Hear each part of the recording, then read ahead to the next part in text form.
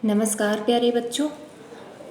आज हम रीतिकाल की रीति मुक्त काव्य धारा के प्रमुख कवि घनानंद का जीवन परिचय पढ़ेंगे। रीतिकाल की स्वच्छंद काव्य धारा के कवियों में घनानंद का स्थान सर्वोपरि है। उनकी कविता को प्रेम की पीर की कविता कहा जाता है, क्योंकि घनानंद को अपने काव्य में विरह वेदना की सफल अभिव्यक्ति करने में अद्भुत सफलता मिली है।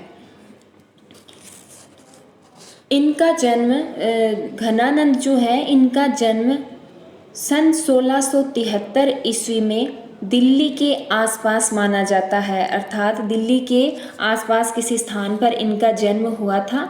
ये जाति के कायस्थ थे और मुगल सम्राट मोहम्मद शाह रंगीला के मीर मुंशी थे, अर्थात ये पहले कवि नहीं थे। पहले ये मोहम्मद शाह रंगीला के दरबार में मीर मुंशी का काम किया करते थे। इनके बचपन का नाम आनंद घन था और इनकी प्रेमिका का नाम सुजान था। अन्य दरबारी इनसे चिढ़ते थे, क्योंकि वो शाही दरबार की नर्तकी जो थी सुजान, उसके ऊपर आसक्त थे, उससे प्रेम करते थे। एक बार मुगल बादशाह ने उनसे कुछ पद सुनाने के लिए कहा, परंतु उन्होंने अपनी अनिच्छा जाहिर कर दी। उनके ईर्ष्यालु दूसरे दरबारियों ने अच्छा अवसर मानकर बादशाह से कहा कि यदि नर्तकी सुजान यहाँ आकर इनको सुनाने के लिए कहे तो ये गाने लगेंगे।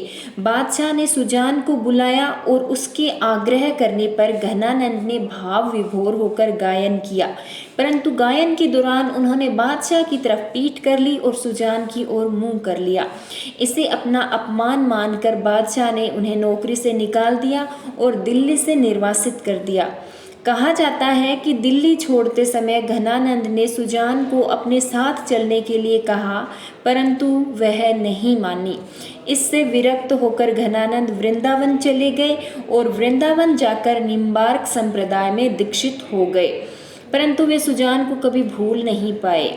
उन्होंने अपने काव्य में सुजान पद का बार बार प्रयोग श्री कृष्ण, राधा और सुजान अपनी प्रेमिका के लिए कहा है। इनके लिए कहा जाता है कि 1760 में अहमद शाह अब्दाली के द्वितीय आक्रमण के समय मथुरा में इनकी मृत्यु हो गई थी।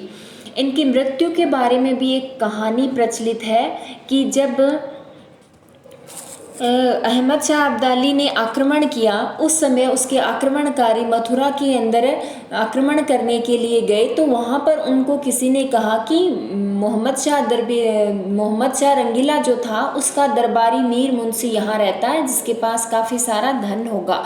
तो वो जाकर इससे जर जर जर अर्थात 3 बार बोलते हैं, जर धन को कहा जाता है अरबी भाषा में, तो उन्होंने कहा कि धन दो हमें। तो जो घनानंद होते हैं वो उनकी ओर रेत उछाल देते हैं और 3 बार उसी का उल्टा रज रज रज करके बोलते हैं, तो उनको गुस्सा आ जाता है सैनिकों को। वो इनका हाथ पैर तोड़ देते हैं और उसी युद्ध में इनकी मृत्यु भी हो जाती है। इस तरह से कवि घनानंद का जन्म 1673 ईस्वी में दिल्ली में हुआ। इनके बचपन का नाम आनंद घन था। मोहम्मद शाह रंगीला के दरबार में ये मीर मुंशी का कार्य करते थे। इनकी प्रेमिका का नाम दरबारी नर्तकी सुजान था। ये निम्बार्क संप्रदाय में दीक्षित थे और इनकी मृत्यु 1760 ईस्वी में मथुरा में हुई थी। उसके पश्चात हम आते हैं इनकी रचनाओं पर। इनकी काव्य रचनाएं कौन कौन सी हैं? वैसे तो घनानंद ने कई ग्रंथों जैसे सुजान सागर, विरह लीला, कोकसार, रस केली वल्ली, कृपा कंद निकंद, घनानंद कवित, सुजान हित प्रबंध, वियोग केली, इश्क लता, जमुना जस, आनंद धनजू की पदावली, प्रीति पावस, सुजान विनोद आदि की रचना की, परंतु इनमें से कई रचनाएं या तो अप्रामाणिक है या 2 से अधिक रचनाओं में इनके एक समान पद देखने को मिलते हैं। अधिकांश विद्वानों ने सुजान सागर, विरह लीला, रस केली वल्ली, कृपा कंद निकंद, घन आनंद कवित, सुजान हित प्रबंध, वियोग केली, इश्क लता, सुजान विनोद आदि को ही उनकी प्रामाणिक रचना माना है। रीतिकालीन कवि होते हुए भी घनानंद ने समकालीन कवियों की भांति कविता की रीतिबद्ध पद्धति को नहीं अपनाया। श्रृंगार रस के दो भेद होते हैं, संयोग और वियोग पक्ष। घनानंद की कविता में मुख्य रूप से वियोग श्रृंगार का वर्णन हुआ है। वियोग श्रृंगार का प्रधान कवि इन्हें माना जाता है। आचार्य रामचंद्र शुक्ल के शब्दों में प्रेम मार्ग का एक ऐसा प्रवीण और धीर पथिक और जवादानी का ऐसा दावा रखने वाला ब्रज भाषा का दूसरा कवि नहीं हुआ। ये इनके बारे में विभिन्न विद्वानों के कहे हुए कथन है, जिसमें सबसे प्रमुख कथन यही आचार्य शुक्ल का है जो मैंने अभी आपको बताया।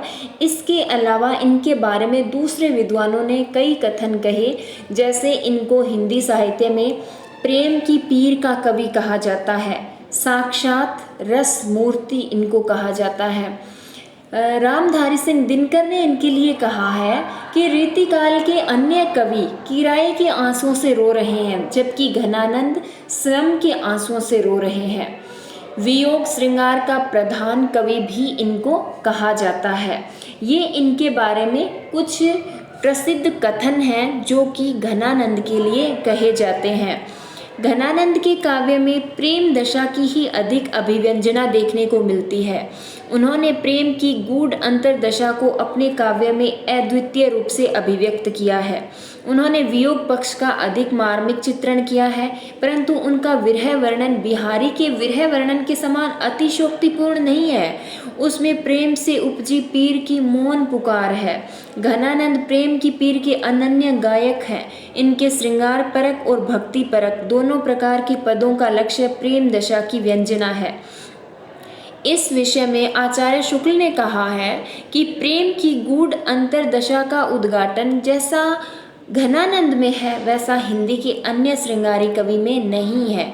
उनके काव्य में होली के उत्सव, मार्ग में नायक नायिका की भेंट, उनकी चंचल चेष्टाएं इत्यादि का अत्यंत मनोहर रूप में वर्णन हुआ है। कहीं कहीं संयोग श्रृंगार का मनमोहक वर्णन भी मिलता है। उनकी रचनाओं में हृदय का उल्लास भी दमकता है।